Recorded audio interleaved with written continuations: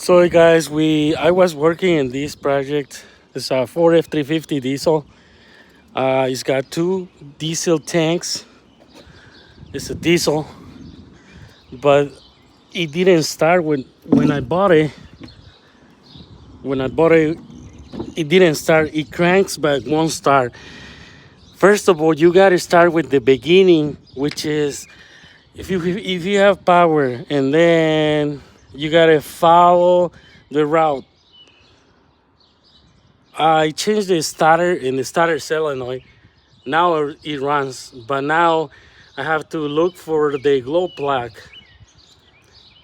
just to put it on and to not use the starter fluid. But I make it run. So if you have complicated system, if you don't know anything about it, start it with the beginning, which is electrical. So I make it